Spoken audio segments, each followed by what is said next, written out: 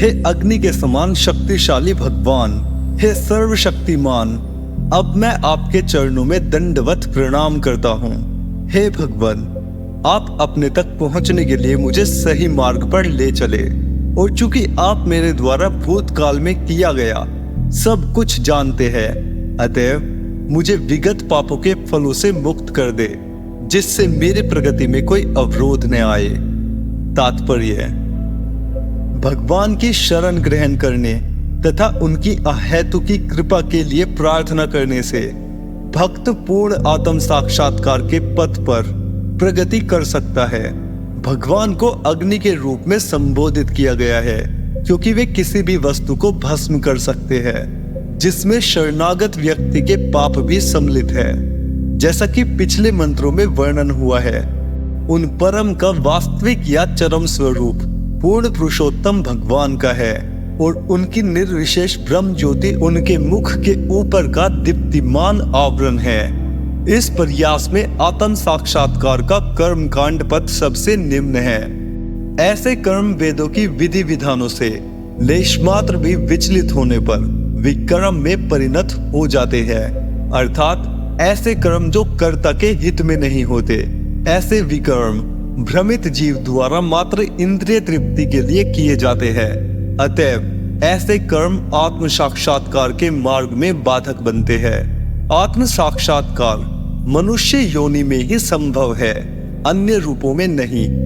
कुल मिलाकर 84 लाख योनियां या प्राणियों के रूप है, जिनमें से ब्राह्मण संस्कृति से युक्त मानव शरीर ही आध्यात्म ज्ञान प्राप्त करने का एकमात्र अवसर प्रदान करता है। ब्राह्मण संस्कृति में सत्य, इंद्रिय संयम, सहिष्णुता, सरलता, पूर्ण ज्ञान तथा ईश्वर में पूर्ण श्रद्धा सम्मिलित है। ऐसा नहीं है कि कोई केवल अपने उच्च कुल का गर्व करे। जिस प्रकार किसी बड़े आदमी का पुत्र होने से बड़ा आदमी बनने का एक अवसर मिलता है, उसी प्रकार ब्राह्मण का पुत्र होना ब्राह्मण बनने का एक सुअवसर है। किंतु ऐसा जन्म अधिकार सब कुछ नहीं होता, क्योंकि मनुष्य को तब भी अपने लिए ब्राह्मण की योग्यताएं प्राप्त करनी होती है। जो ही मनुष्य ब्राह्मण का पुत्र होने के कारण अपने जन्म पर गर्व करता है, किंतु वास्तविक ब्राह्मण के गुणों को प्राप्त करने की उपेक्षा करता है, ज्यों ही वह विपथ हो जाता है और आत्म साक्षात्कार के मार्ग से पतित हो जाता है। इस प्रकार मनुष्य के रूप में उसका जीवन उद्देश्य विफल हो जाता है।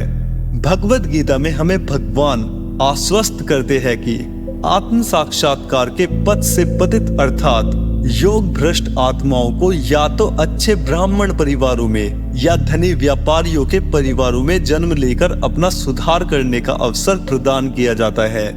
ऐसे जन्मों से आत्म साक्षात्कार के उच्च अवसर प्रदान किए जाते हैं। यदि मोहवश इन अवसरों का दुरुपयोग किया जाता है तो मनुष्य परम शक्तिमान भगवान द्वारा प्रदत्त मानव जीवन के सुनहरे अवसर को खो देता है। विधि विधान ऐसे है कि जो इनका पालन करता है वह सकाम कर्मों के स्तर से उन्नति कर दिव्य ज्ञान के स्तर को प्राप्त करता है। अनेकानेक जन्मों तथा दिव्य ज्ञान का अनुशीलन कर लेने पर जब मनुष्य भगवान की शरण ग्रहण करता है तभी वह पूर्ण बनता है। यह सामान्य प्रक्रिया है। किंतु यदि कोई प्रारंभ में ही शरण ग्रहण कर लेता है, जैसा कि इस मंत्र में संस्तुति की गई है, तो वह भक्तिमय प्रवृत्ति ग्रहण करते ही समस्त प्रारंभिक अवस्थाओं को पार कर लेता है। जैसा कि भगवद गीता में कहा गया है, भगवान तुरंत ऐसे शरणागत जीव का भार अपने ऊपर ले लेते हैं और उसे उसके सभी पाप कर्मों के फलों से मुक्त कर देते हैं। कर्म कांड में अनेक पाप निहित है, जबकि ज्ञान कांड में ऐसे पाप कर्मों की संख्या कम है। किंतु भगवत भक्ति या भक्ति पथ में किसी प्रकार के पाप होने की संभावना नहीं रहती। भगवत भक्त भगवान के सारे शुभ गुणों को प्राप्त कर लेता है, तो ब्राह्मण के गुणों के विषय में क्या कहा जाए। भक्त स्वतः एक दक्ष ब्राह्मण के गुण प्राप्त करके यज्ञ संपन्न करने का अधिकारी हो जाता है, भले ही उसका जन्म ब्राह्मण कुल में न हुआ हो। ऐसा है भगवान का सामर्थ्य।